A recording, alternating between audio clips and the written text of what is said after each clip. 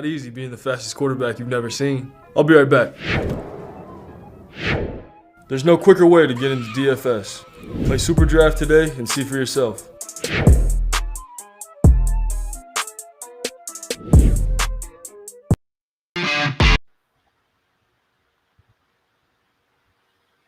Hey, what's going on? You had it jamming for a minute. I know. This is not right.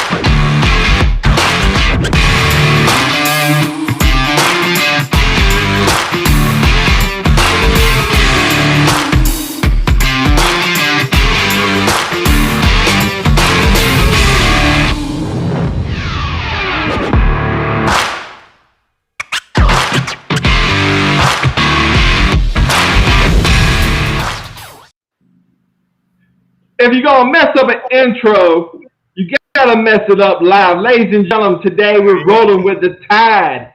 I got my co-host, the one and only Spencer. Spencer, how you doing today? Doing wonderful, sir. How are you doing?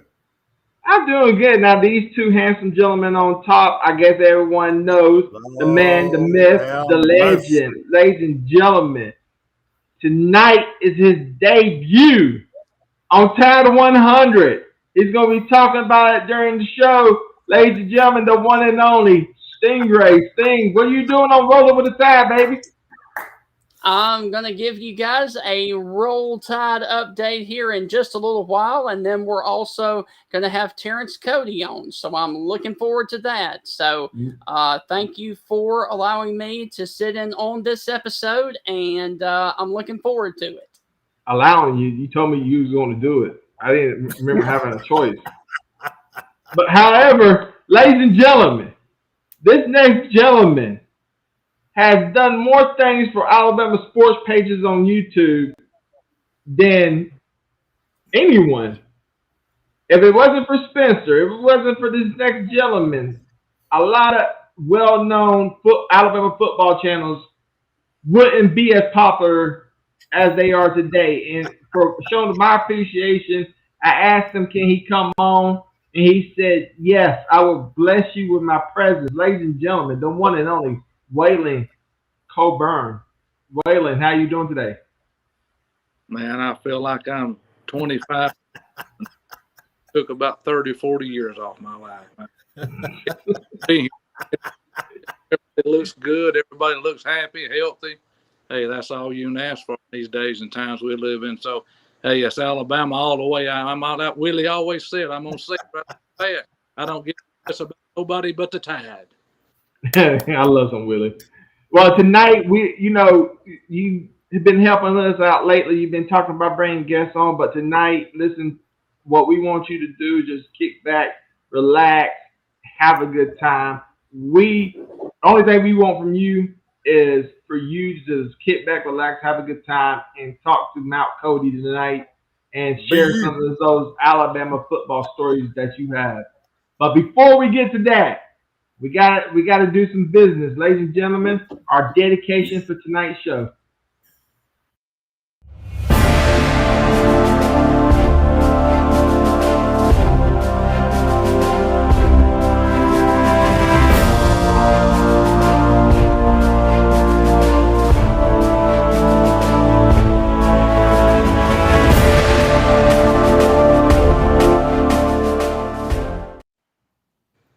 I really wanted to wait to honor these two great veterans May 26th show because it would be the anniversary when these two great veterans changed my life and opened my eyes. They changed my life May 27th, 1980. Due to recent events, I felt tonight's dedication would honor what type of men these two great veterans really were and the message they tried to get across. Staff Sergeant Leroy Davis, U.S. Army veteran, served as an airborne engineer. Sergeant First Class Wayne Turner served 2 combat tours during Vietnam War and a tour in Korea, receiving 2 Purple Hearts.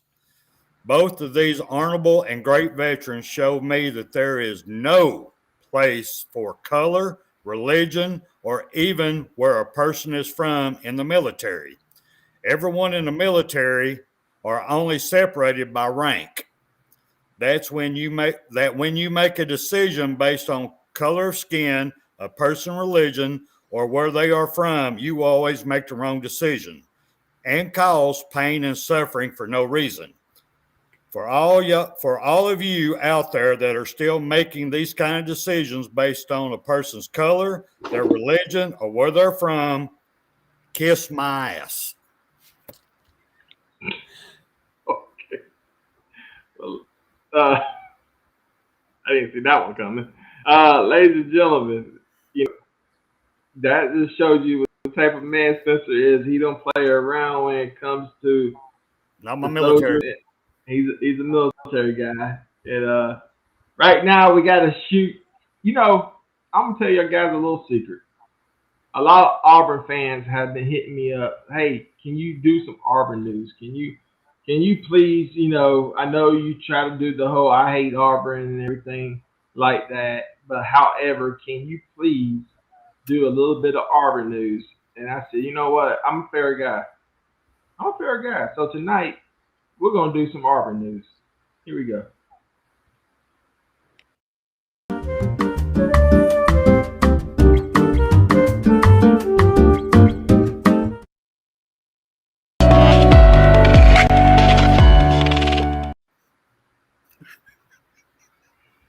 That damn Brian Harkins, he shows up everywhere. But ladies and gentlemen, we got a quarterback battle going on in Auburn right now.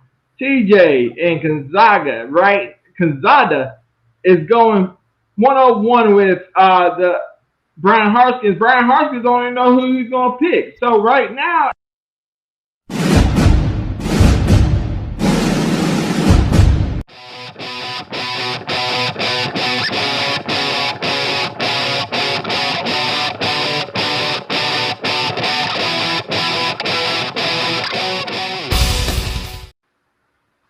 and that concludes tonight's Auburn news.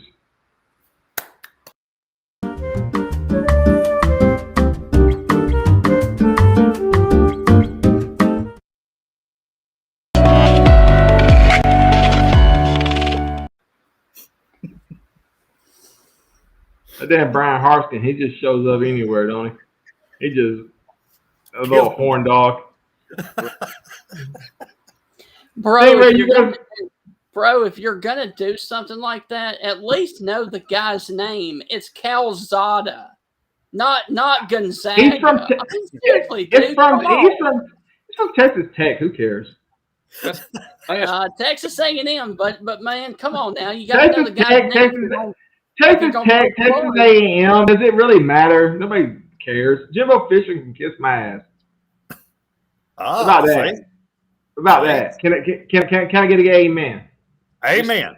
Amen. You want to go behind the woodshed? We'll go back there with him if he wants to. So, Steve Ray, you got some Alabama football news? Alabama sports news today? I do, absolutely. And so what I'm going to start doing every Thursday night is I'm going to give you guys an Alabama sports update, and we're actually going to talk a little basketball and baseball right now because that's what's going on right now in Tuscaloosa. And recently, the Crimson Tide in baseball had a series on Tuesday night with UT Martin, and unfortunately, the Alabama baseball team lost this game to University of Tennessee Martin 7-6, at Sewell Thomas Stadium on Tuesday. However, they rebounded last night with a huge offensive showing and beat Troy 8-1. And I was actually there for that game, and I actually present you that video right there. And as you can see, Brad Bohanna is circling the guys to come on around to score, and Alabama knocks off in-state rival Troy last night by a final of 8-1. Now, the Alabama baseball team is back home Friday, Saturday, and Sunday with a 3-game series against Murray State. Now to the round ball basketball. Alabama unfortunately lost to Texas A&M in their last regular season home game last night by a final of 87-71. It was a very, very bad loss for the Crimson Tide. A&M has started off 15-1, then hit a skid where they lost, I think it was 6 straight, but now they are ascending again as we move into March. And one last thing I do want to also mention for the Alabama basketball fans, next week down in Tampa is the SEC basketball tournament, and that will go a long way in the seeding for March Madness and the NCAA tournament, which will be done a week from Sunday. We will find out if Alabama gets a repeat chance to go back to the big dance in March.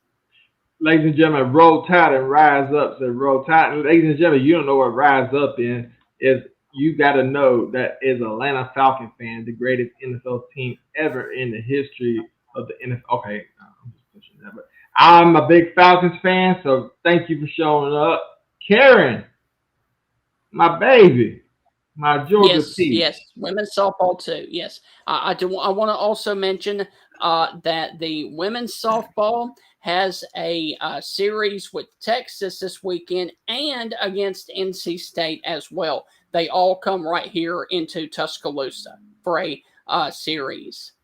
And don't forget, later tonight, 10 p.m. Eastern, 9 p.m. Central, we got, ladies and gentlemen, the Stingray Show. It's going to be on like Donkey Kong. Stingray, tell everybody what's going to be on tonight. Well, we're actually going to put a montage of some of our best interviews together, and we're going to hear from Tony Barnhart, Mark Schleybaugh. We're going to hear from Tim Brando, of course. We're going to hear from Tom Luganbill and Dave Neal. And some of the topics that Mark Schleybaugh is going to talk about is not necessarily sports related. It is actually going to be about his experiences writing the Duck Dynasty People's books. So you're definitely going to want to tune in for those amazing stories tonight at 9 p.m. Central, 10 Eastern on Tide 100 on the radio. You can also find it on the website tide100.com, or you can download their app to hear the Stingray Show. All right, so let's get to it. Dr. Ray, getting the NFL money. Wayland, we'll start with you. We thought he was going to stay. Everyone thought he was going to stay, but he said, that NFL money is too sweet. What's your take on it? All the money the University of Alabama spent down there to redo the facilities for him and Ballou to come down there, there's no loyalty in college football anymore. It all boils down to the almighty dollar. Of course, it takes a dollar to make the world go around. But back when Coach Bryant was there, Coach Stallings was there was loyalty, a lot of loyalty, and I just don't see it anymore. Amen. The guy that's coming in, his first name is Paul. What's his last name, Stingray? Constant? What was his last name? Yeah, Constance Ball, I think. I'm not sure. Yeah, Constant. Constantine. Yeah. You pronounce his last name. He was with Ballou and Rhea in the or was he a part of their staff at one time, or assistant with them? Did I read that wrong, or was he Stingray? Yeah, I think so. I think so. Correct. You're correct. It has to be. It's either that hard to work at the University of Alabama, or it's just, I don't know, it's just money, I guess. I don't know any other way of putting it. That's just the way it is, I guess. Spencer? Well, I see it a couple of ways. Number one, we had just as many injuries last year as we did the year before. So I didn't really see improvement on the injury part, the reason he was brought in. I did see some speed improvement, yes. But now as far as Mr. Constantine taking over, I've got to wait and see what he does. Because to me, when you're a scientist, not only do you know how the equipment works, but you know why it's supposed to work, and you can find out ways to improve that piece of equipment. So we are not sure if this gentleman has all that or not. It's going to be a wait and see for me. Well, what about you, Stingray? I got to be completely honest with you.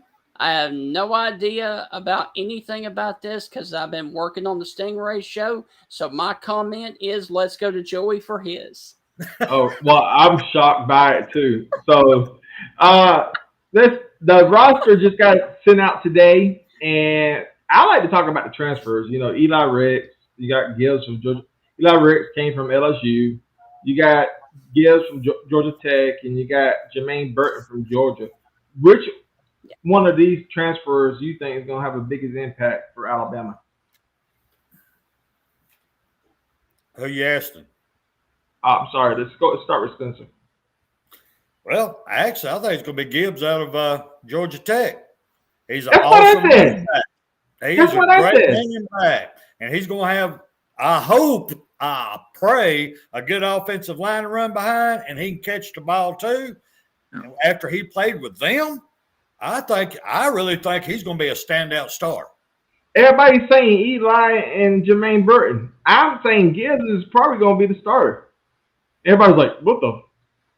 I'm telling you, I wouldn't go that far. We got I'm going that far. I got Roll Tide and Rise Up. I agree. I wish we had people who wanted to really be at Bama and be part of the process, not have Bama as a pit stop looking for your next big gift. Well, you know that's college football these days, and that's what we started. Mr. Wayland. Who's out of those three transfers? Who you got? The guy from Georgia Tech, I believe, is going. We'll see after the spring football what's going to happen. I mean, they're not going to show you a whole lot during spring football. We know that, but I agree with Spencer. He's got to be the.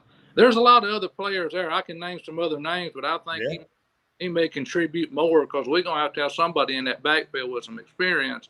And Roll Tide and Rise Up is exactly right. You know, guys are just making a pit stop in Alabama and making a name for themselves, and off they go. But it's whatever it is, what it is. There's nothing you can do about it. Well, Stingray, tell everybody why you disagree with everybody. I just think it's going to be the wide receiver because now the game of football is moving more towards a wide receiver game. I mean, look at all this spread offense that we see right now. So I'm going with the transfer in from Georgia, Jermaine Burton. Well, like I said, I got Gibbs. I watched this guy play at Georgia Tech, and I think he's got something special. And of course, Burton is going to be something special too. He's going to be there. You think so? I was going to mention his name. I agree with Stingray. Those two guys they should make something. There should be some explosion somewhere with those two guys. Oh, yeah. So we have to talk about, hold on, we got a comment right here. Wayland is my Blue Ranch Gang president. Yes, he is. I'm better president at TDA than president. Hey, that's all I'm on. I was his campaign manager, so yes, I agree. He is. Hey, yeah, we always, I appreciate. I love all those fans. I love every one of y'all. Y'all know what I tell you every day, and I mean what I say, and y'all make that thing go. I love you. Well, Cornelius Williams looks like he's going to be coaching at Alabama. Yep, from Auburn. Yeah. Now, does anybody remember Cornelius Williams? No. He The The was name sounds familiar, but that's it. Auburn. Y'all don't remember Cornelius Williams? No. The name sounds familiar. Tell us about him. I'm sitting there laying y'all. I'm like, come on now, Cornelius Williams, Auburn. He is a young guy. I will say this. I've done a little bit of research on him. He does have a good resume on where he's been and people that he's ever program he's been with, he has made them better. He is a young mind with a new age approach. So being as an analyst, I think he will bring a lot to the table. The only problem I see with this is he's going to be a young analyst dealing with our offensive coordinator who chooses not to listen a lot. So I'm not sure how that marriage is going to work. Well, I'm going to be honest with you. I never heard of him. So, ladies and gentlemen, if you remember the 2009 season, if you remember the game against Tennessee, if you remember the national championship we had in what 17 years. First time in 17 years, I believe. I could have my math wrong. I know. Thank you. 92, 09, that's 17 years. Yep. That was the Texas game. Right. Thank you, Steve. Colt McCoy wasn't hurt. He was trying to protect our money. Ladies and gentlemen, the one, the only, Mount Terrence Cody. Yes, ladies and gentlemen, he's here. Terrence Cody, ladies and gentlemen. Terrence, I got a quick story I want to tell you. 2009, Tennessee and Alabama. I waited 17 years for a national championship. And this was going to be the first time in a long time I was going to see Alabama win the national championship. If they was not going to win this year, I didn't think they could win it ever. And Tennessee had a field goal. Now, Terrence Cody blocked a field goal earlier in the game. However, there was no way that this kick was going to get blocked again. But I was hoping the field goal kicker was going to miss it. And I got on my knees, and I prayed to the Lord, Jesus Christ, and I said, Lord, I need this national championship. I need it more than anything in the world. Please, Lord, let me have this national championship. Make him miss the kick, and all of a sudden I hear, he blocked it! He blocked it! And I was just like, what? And there is replay. Terrence Cody had his hand up. And I was like, Terrence Cody is now officially my hero. I had Terrence Cody bobbleheads. They wasn't even selling. It was bootleg. It was a bootleg Terrence Cody bobblehead. And I was waving everywhere. I don't even like the Ravens. And damn it, I had a Terrence Cody Ravens jersey. That's how much you mean to me. So thank you for coming. Anyway, that's all I got to say. Thank you for having me. Oh, man, you have no clue, brother. There's so much love right here, and you're actually a part of my family, and you don't even know it.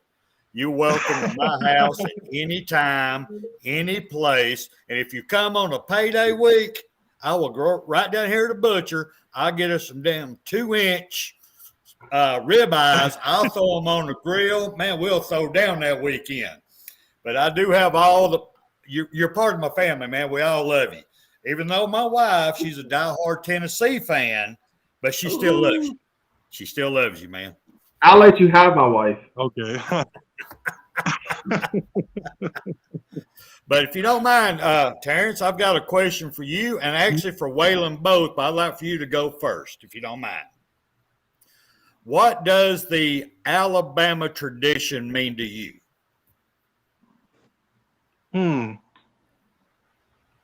I would say, like, at first, when I first got there, I didn't know anything about the tradition or anything.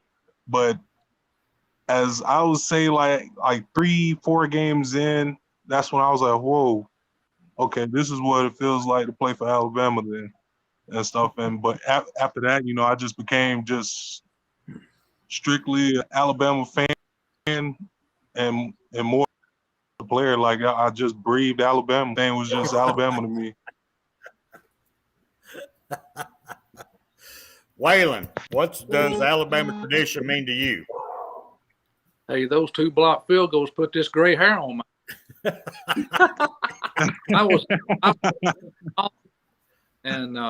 I done one of my Red Fox imitations. I just sat down and done this. When everybody screamed, I heard it. When you could hear, you hit your arm or wherever it hit, you could hear the thud. Hey, the tradition in Alabama, like myself, go back to Coach Bryant. Always make Coach Bryant. I guess everybody gets tired of hearing that, but it's loyalty, tradition, respect. It was just it's a way of life in the state of Alabama. I mean, Auburn and Alabama in this state.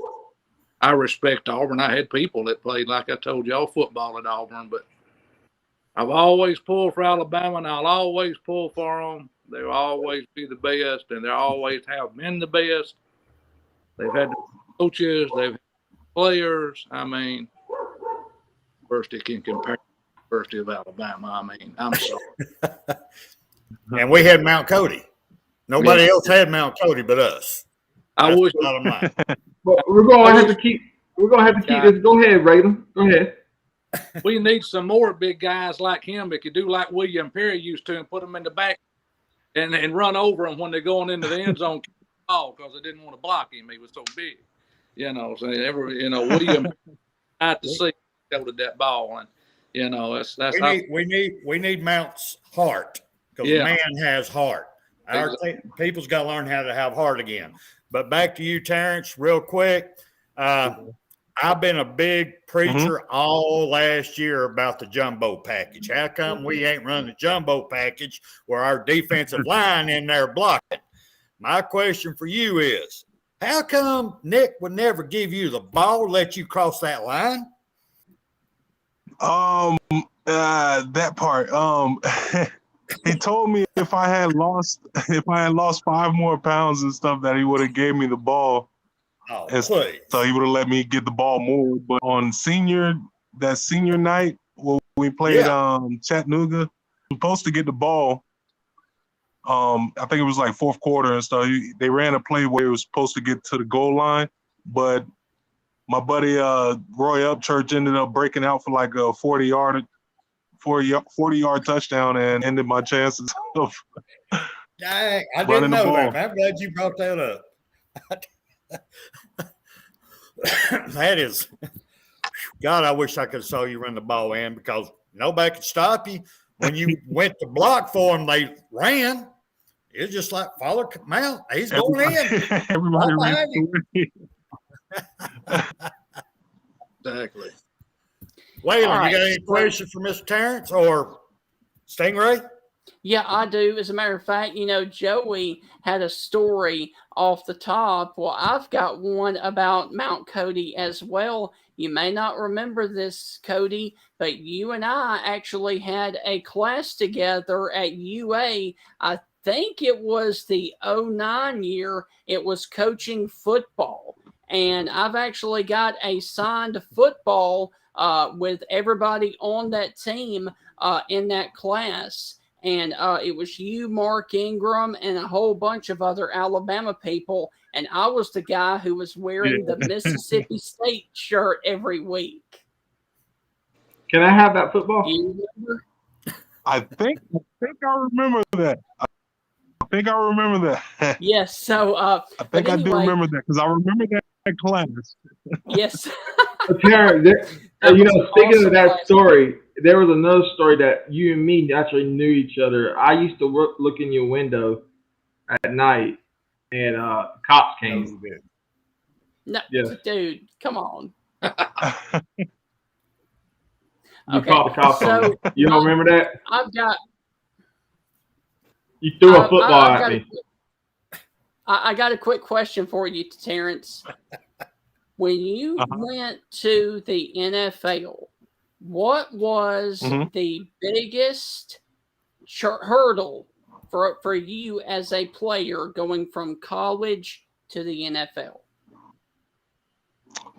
I'll probably have to say was the time, like the time uses. Like we spent the time up there in the facility and all that, going over this, that, then you got practice and all that stuff. I would say that was the biggest hurdle, like being in one place all day. Right. And stuff. And after a year of that, it just became, just thing to me. Yes. Well, how often do you get back to Tuscaloosa and Bryant-Denny for Alabama games, since you are one of the legends here in what? Oh, he's back. Okay, so I'll start that question again. I apologize. Okay, so here we go. And my last question for you, Terrence, is this: how often do you get back to Tuscaloosa and Bryant-Denny Stadium to watch Alabama football?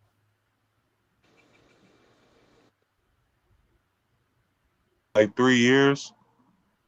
And I plan on coming to a game this upcoming season and stuff, but I don't know what game I'm going to come to. I'm probably come to a Tennessee game and stuff. Maybe I'm going to come to that game.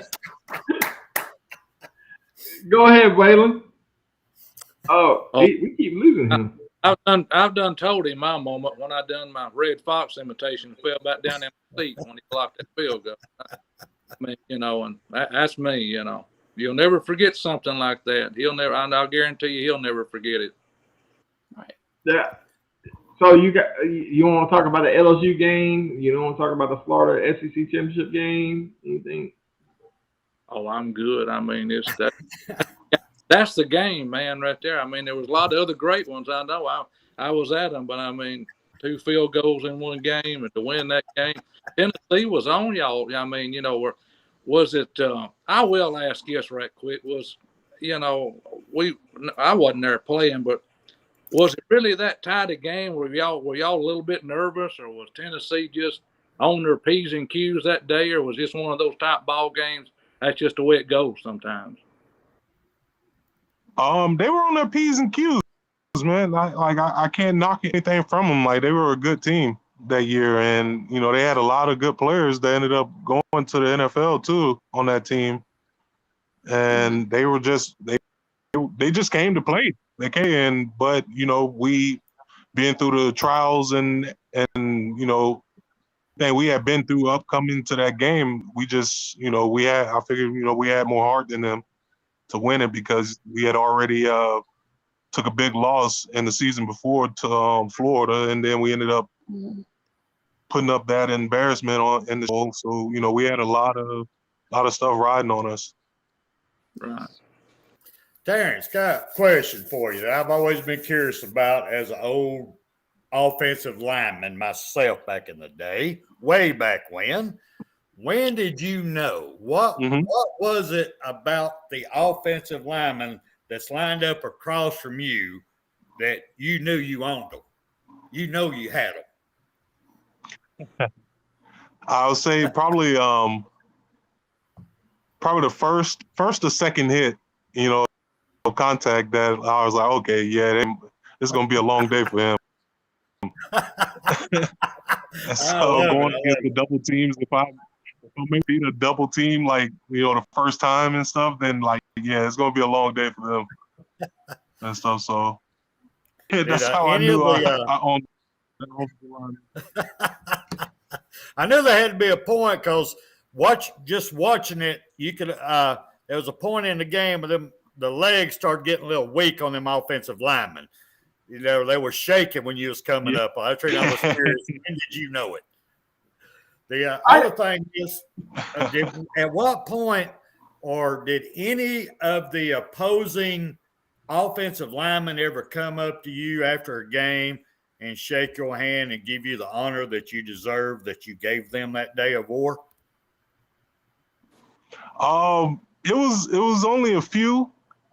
and stuff. But like, in the other games and stuff, most of the time those guys were sore losers about losing. But Mhm. there was a few of them that gave me a handshake.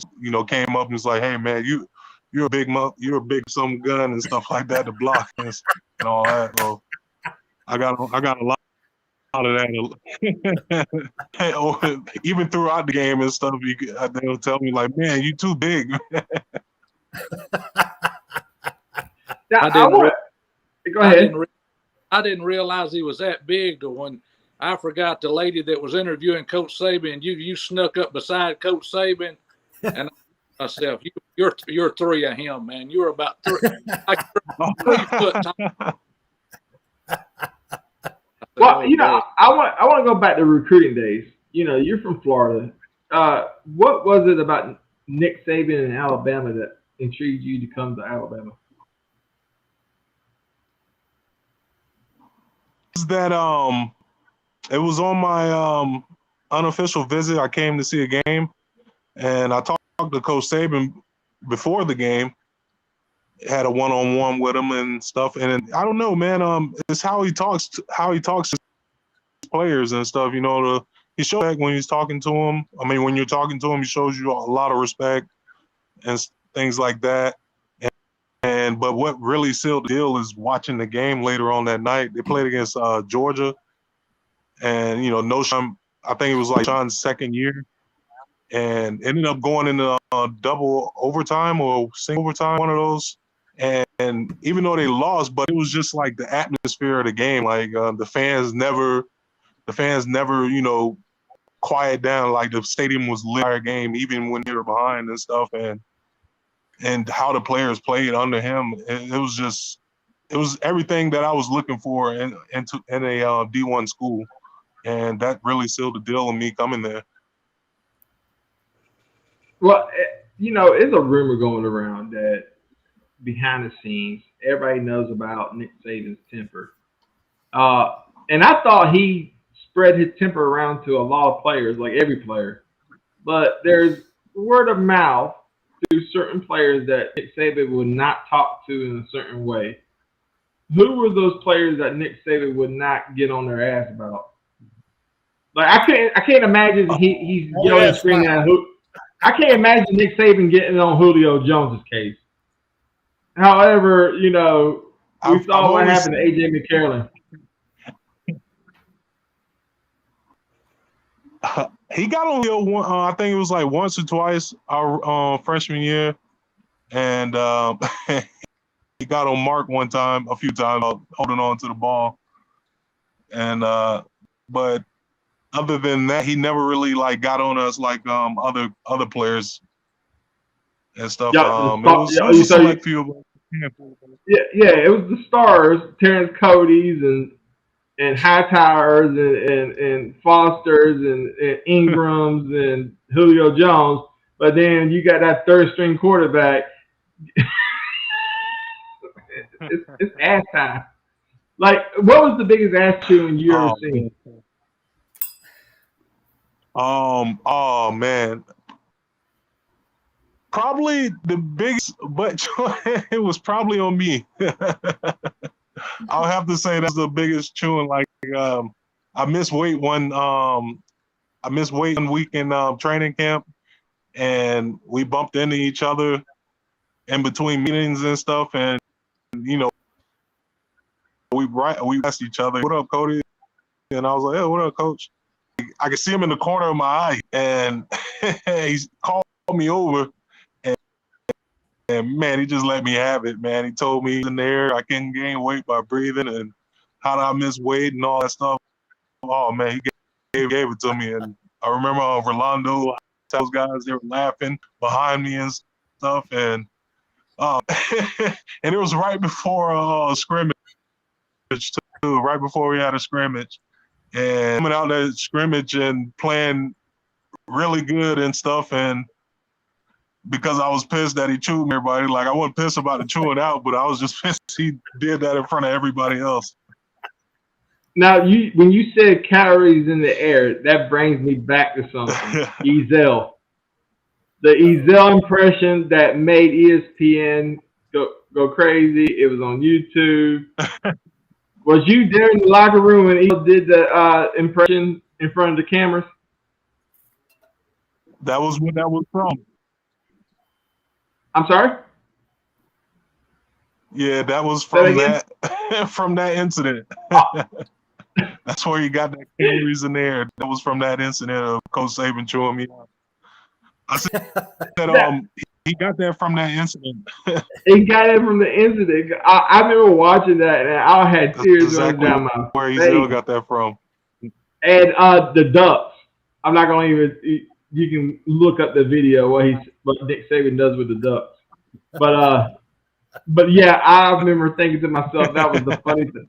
So was Ezel the only person in the locker room that did the Nick Saban impression?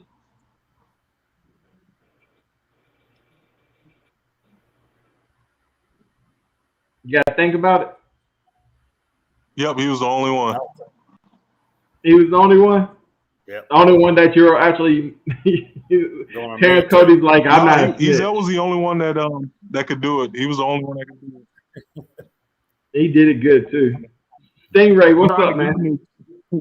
I got one. Every time Coach Saban come around, he starts like getting scared and all that stuff. Yeah, he did it really. Oh, he got scared. He got scared when Nick Saban did it. Oh, wait, Nick Saban came around.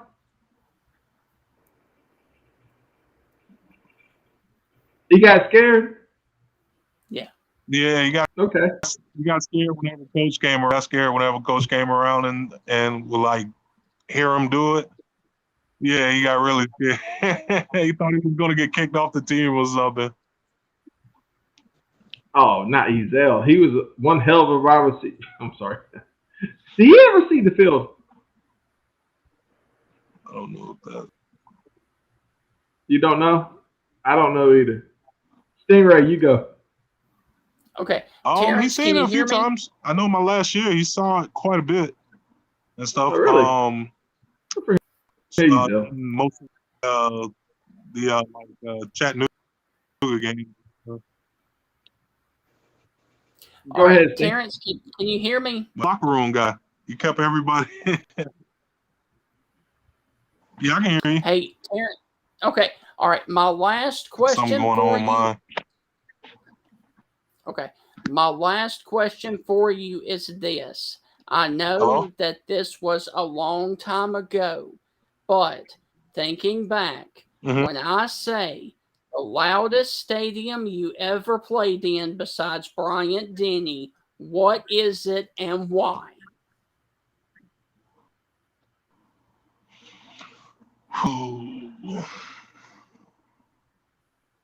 Is it college? College, yes, sir, college. Or NFL. Does it have to be college? No. I mean, it just it doesn't matter. Just in college, I'll probably have to say Auburn. Really? It's either Auburn or LSU. Mississippi State had the bell cows, but like LSU got really loud that my first time playing there, and that was probably one of the loudest I had been in. And then that next year when we played Auburn, when the Eagle flew the field, and man, I thought my ears had busted. It got so loud, and then in the NFL, Seattle easily. Yes. Oh, the Seattle sucks. Let me ask you this. So you still got the CTS championship ring and you still got the Super Bowl ring? Yep. And where they at? So I can, when I come over. Yep, I still got those. They're in the safe? And stuff because they're in the yeah. Yes. Yeah. I'll just buy one of those fake ones. You know, I was saying, if you watch those championship rings, you could buy for like $20. I used to sell those things. But if you think about it, back in the 90s, you could go to the club before Google and everything. You could go to the club and have a championship ring on. You could tell all the females, you know. And I was sitting there thinking, this is like 20 years too late. You know, I could have got so many girls, but you know, times changes. So Wayland, Terrence Cody, this guy's for you, man. Come on, give us one more question before he has to go. I mean, the Super Bowl win's got to be the second most important thing to you besides the Tennessee game. It's got to be. I know it is. I would think it would be.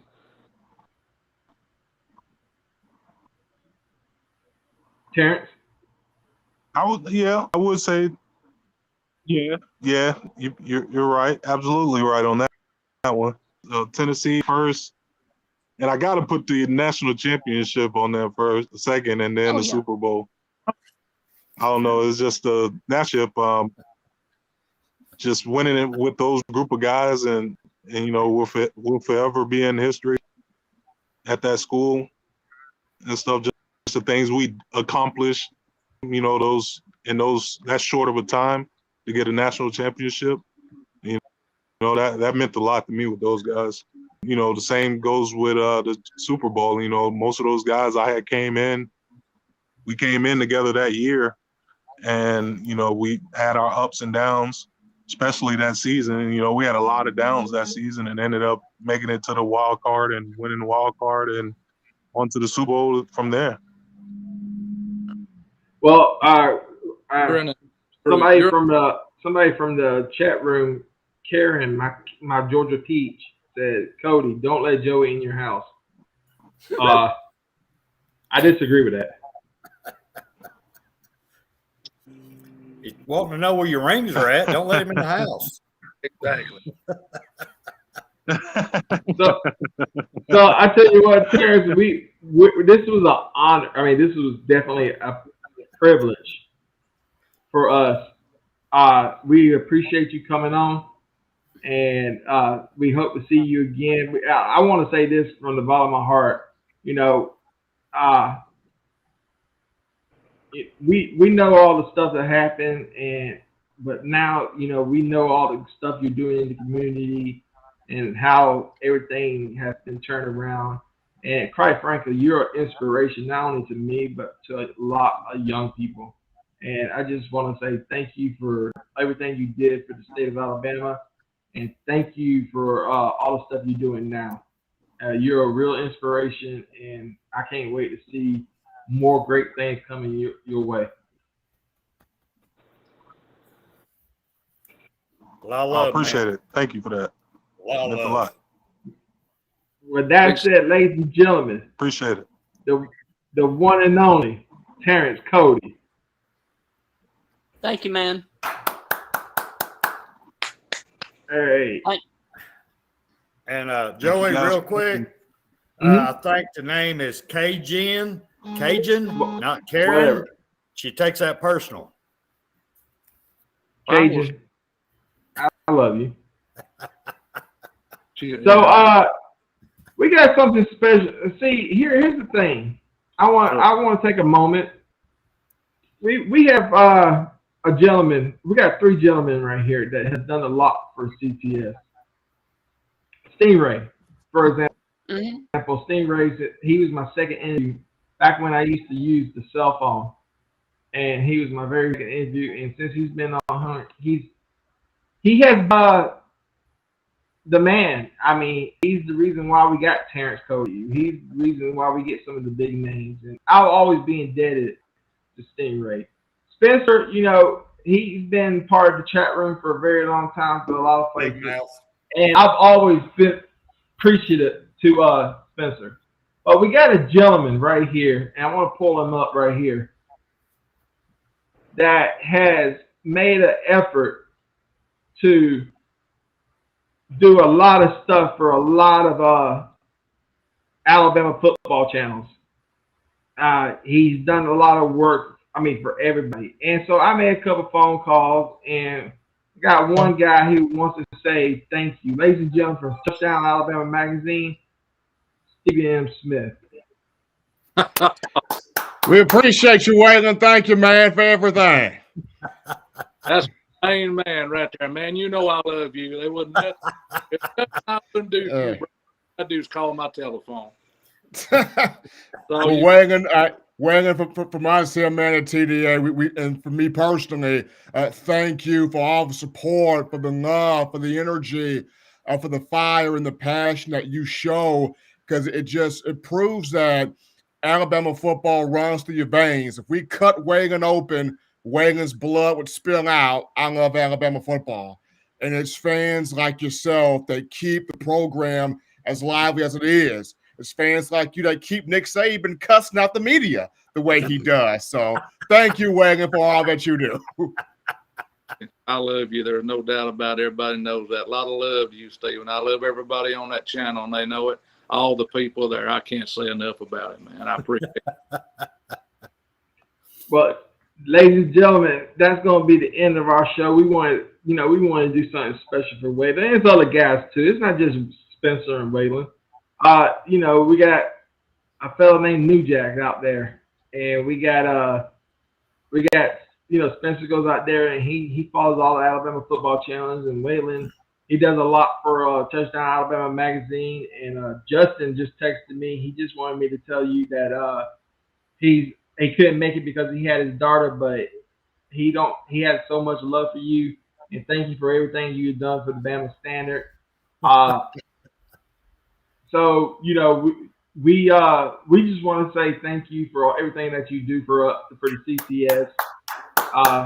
We're always going to be indebted to you, and we want you to know that everything you have done for not just for the CTS, but for all the Alabama football channels on YouTube.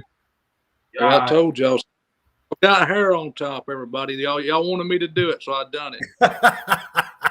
We wanted to let you know that it is appreciated. But with that said, ladies and gentlemen, we got the one and only internet sensation tonight, the Stingray Show.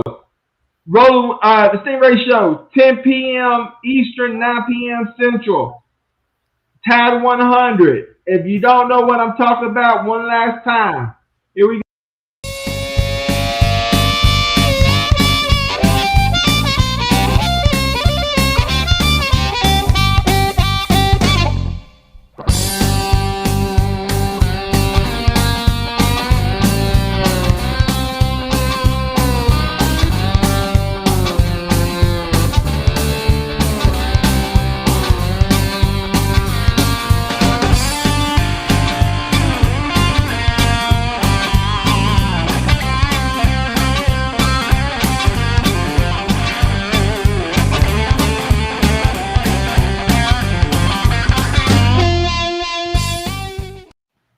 Ladies and gentlemen, Tide 100, the Stingray Show, 10 p.m. Eastern, 9 p.m. Central on Tide 100. Stingray, one last time, tell everybody what's going to be on there. What you gonna do, brother? What you gonna do when the Stingray Show takes over Tide 100.9 on you? Let's go, baby. That just bringing back the Stingray rant for that one, man. Ladies and gentlemen, we are